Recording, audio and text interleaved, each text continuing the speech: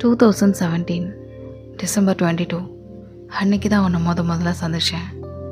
அப்படின்னு டேட்லாம் ஞாபகம் வச்சுக்க தெரியல. காரணம், நீ பிறக்கும் போதுலேருந்து எனக்கு ஒன்று தெரியும். உண்மையை சொல்லப்போனால், நீ பிறந்த அன்னைக்கு அங்கே இருந்ததுலேயே ரொம்ப சின்ன பையன்கிட்ட உன்னை கொடுத்தாங்க. அந்த பையன் நான் தான். நீ, நானும், அத்தை பொண்ணு, அம்மா பையன்.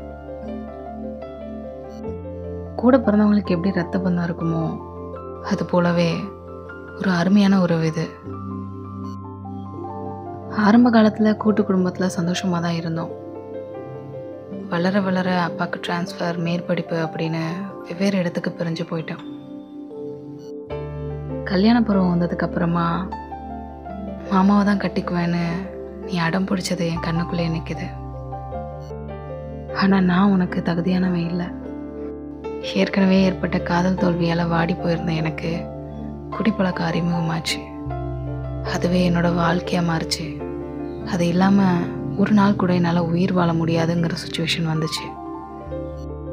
அப்படிப்பட்ட என்னால் எப்படி உன்னை கல்யாணம் பண்ணிக்க முடியும்? நீ ஒரு நல்ல பையனை கல்யாணம் பண்ணிக்கிட்டு ரொம்ப சந்தோஷமாக என் கண்ணாடி வாழணும்னு ஆசைப்பட்டேன். உன்கிட்ட இருந்து ஒதுங்கி நடந்த. ஆனால் நீ விடவே இல்லை. சின்ன வயசில் உன்னை தூக்கி கொஞ்சிருக்கேன். உன்னை குழந்தையாக பாவிச்சிருக்கேன்.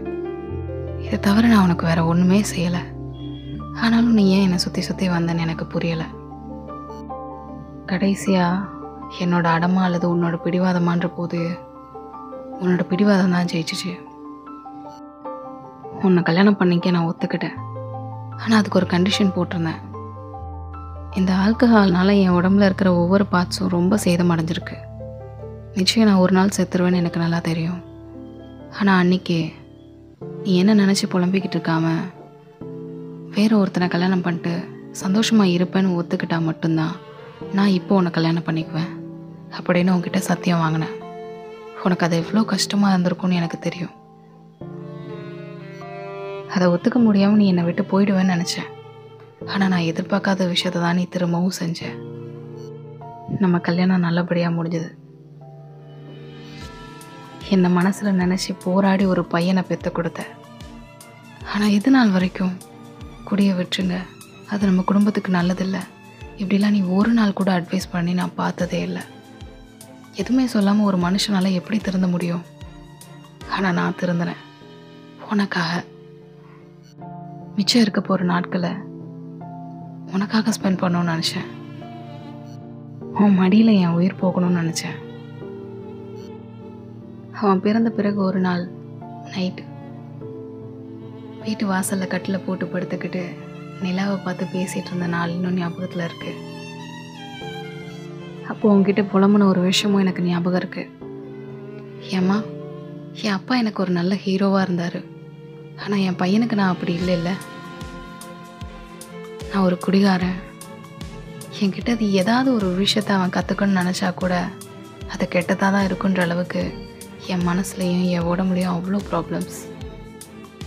எங்கே என் பையனுக்கு நான் ஒரு தப்பான இன்ஸ்பிரேஷன் ஆகிடணும்னு எனக்கு ரொம்ப பயமாக இருக்குமா அப்படின்னு நான் சொன்ன போது நீ சொன்ன வார்த்தை, மாமா எனக்கு எப்போவுமே நீ தான் ஹீரோ. நம்ம பையனுக்கும் அப்படி தான். அவன் பிறந்த உடனே முதல்ல பார்த்த முகம் நீ தான். அவன் உன்ன மாதிரி வந்தால் எனக்கு சந்தோஷந்தான். நான் எப்படி உன்கிட்ட இருந்த நல்ல விஷயங்களை பார்த்து உன்னை காதலிச்சனோ அதே மாதிரி நம்ம பையனும் உன்கிட்ட இருந்த நல்ல எண்ணங்களை கண்டிப்பாக அவன் எடுத்துக்குவான். ப்ளீஸ் மாமா, நான் நேசிக்கிற ஒன்றை நீயே வெறுத்துடாத. இதுதான் நீ என்கிட்ட சொன்ன கடைசி வார்த்தை. அன்றைக்கி நைட்டு என்ன ஆச்சுன்னே தெரியல. ரத்தமாக வாந்தி எடுத்து என் மடியில் கிடந்த. ஹாஸ்பிட்டலுக்கு தூக்கிட்டு ஓடினேன். அந்த நிமிஷம் உன்னை நான் மரணப்படுக்கையில் பார்த்தேன். இப்படி ஒரு சூழ்நிலை வரும்னு தெரிஞ்சு நீயும் என்னை கல்யாணம் பண்ணல, நானும் உன்னை கல்யாணம் பண்ணலன்னு எனக்கு தெரிய வந்துச்சு. ஆனாலும் என்கிட்ட கேட்குறதுக்கு எத்தனையோ கேள்விகள் இருந்துச்சு. அதில் முதல் கேள்வி, நான் இறந்து போயிட்டா எனக்கு பதிலாக வேற ஒருத்தரை கல்யாணம் பண்ணிக்கணும்னு உன்கிட்ட சொன்னேன்.